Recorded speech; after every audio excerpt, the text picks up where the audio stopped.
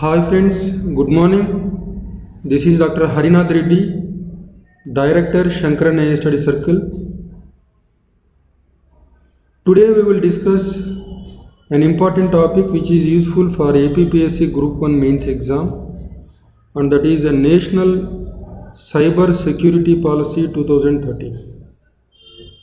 So this comes in paper 3, section 3 of Appsc Group 1 mains exam syllabus, and let's look into the topic. So the National Cyber Security Policy of 2013, what does it aims to achieve? So as you can see on the screen, the 2013 Cyber Security Policy, it aims at ensuring a secure and a resilient cyberspace for citizens, businesses and the government, securing or ensuring a secure and resilient cyberspace not only for the government, not only for the businesses, but even for the citizens. So with the increasing users of internet, the threat of cyber security has also proportionately increased. So with rapid information flow and transactions occurring via cyberspace, a national policy was very much needed to deal with the threats of cyber security. The document, the Cyber Security Policy of 2013 documents, takes into consideration the significance of information technology. So all of you might be knowing that information technology plays a very huge role in driving the economic growth of this country, and it has also played a significant role in transforming the image of India to that of a global player in providing IT solutions of the highest standards. And in addition, the policy aims at protection of information infrastructure, reducing the vulnerabilities of the information infrastructure, building the capacity building. What for capacity building? Capacity building to prevent cyber threats, and in case there are cyber attacks, how to effectively respond to the cyber threats, and similarly minimizing the damage in case there are cyber attacks on the Indian information infrastructure. And what is the strategy to be followed? It is a combination of institutional structures which are to be put in place, people, process, technology and cooperation. So in broad terms, the objective of this policy is to create a secure cyberspace ecosystem and strengthen the regulatory framework.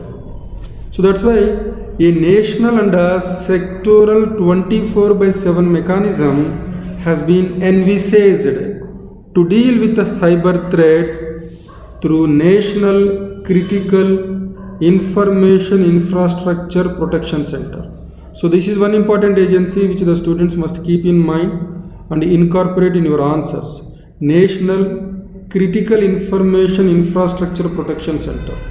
And similarly, Indian Computer Emergency Response Team has been designated to act as a nodal agency for coordination of crisis management efforts. So in the event of a crisis, to coordinate among all the departments of the government, Indian Computer Emergency Response Team has been designated to act as the nodal agency. And similarly, the policy also makes a lot of emphasis on public-private partnerships. So much of the information infrastructure is owned by the private sector. In such a scenario, it is not simply possible by the government alone to deal with the cyber threats. So rightly, the policy focuses on public-private partnerships to deal with the cyber threats, and also technical and operational cooperation. So between the public and the private sectors, sharing and pooling of resources in terms of technology and operation is also the focus area of this policy. And the policy also lays a emphasis on adopting the best practices within India and elsewhere in the world, and also creating a think tank for cyber security evolution in future. For example, for the central and the state governments to decide the national developmental agenda, Niti Aayog, it acts as the think tank. National institution for transforming India is the think tank for the central and the state governments to evolve or to deal with deciding the national developmental agenda. So similarly, on the similar lines, with respect to cyber security in India, how the architecture of cyber security has to be in future. To work on this, the policy proposes creating a think tank for cyber security. And similarly, the policy rightly lays emphasis on promotion of research and development in cyber security. Promotion of research and development in cyber security, which means how the cyber security threats are dealt across the globe and what can be done in India. All that comes under research and development. In addition, the cyber security policy of 2013 also speaks about greater collaboration between the industry and academia with respect to dealing with threats to threats to critical information infrastructure in India. And in addition, we have a huge shortage of skilled human resources to deal with the cyber threats in India. And accordingly, the policy rightly focuses on developing human resources through education and training programs. So the policy speaks about cyber security training infrastructure, establishing or putting in place cyber security training infrastructure through public-private partnerships. And in addition, capacity building for law enforcement agencies. So law enforcement agencies in India, they need to be adequately trained and their capacities have to be adequately built to deal with the emerging threats of cyber security. The policy also speaks about training 5 lakh professionals in cyber security in the next 5 years. Similarly, the policy equally lays an emphasis on promoting comprehensive national awareness. So creating awareness at the national level on the security of the cyberspace. In addition, the policy document aims at encouraging all organizations in the sense whether public or private, to designate a person, encouraging all organizations whether public or private to designate a person to serve as a chief information security officer who will be responsible for cyber security initiatives. In other words, whether it is a public organization or a private organization, within each organization a person has to be designated with the name Chief Information Security Officer who is responsible for cyber security initiatives.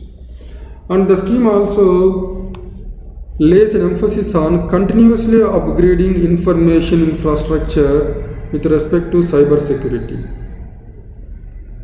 And if you see what is missing in the policy, there were observations that the provisions to take care security risks emanating due to the use of new technology. For example, cloud computing. So use of new technologies like cloud computing and the associated cyber threats are not adequately addressed in the 2013 policy. Similarly, another area which is left untouched by this policy is the risks arising due to increased use of social networking sites. So, the social networking sites like Twitter, Facebook, etc. are being increasingly used by the criminals and anti-national elements. So, how to deal with the threats emanating from these social networking sites are not adequately addressed in the 2013 policy. And in addition, cyber crime tracking and cyber forensic capacity building. Cyber crime tracking and cyber forensic capacity building is also not adequately focused upon in the 2013 policy. Similarly, there are other issues related to this policy in the form of right to privacy of the citizens. There was a global debate on national security versus right to privacy and civil liberties for a very long time. Although one of the objectives of this policy aims at safeguarding privacy of citizen data, but the policy doesn't clearly spell out the specific strategy for achieving this objective. So the 2000 policy does speak about safeguarding the privacy of citizen data, but no specific strategy was spelled out to achieve this objective. So finally we can conclude saying that if this public-private partnership in implementing the cyber security policy, if implemented in true spirit, it will go a long way in creating solutions to the ever-changing cyber security threat landscape. Thank you.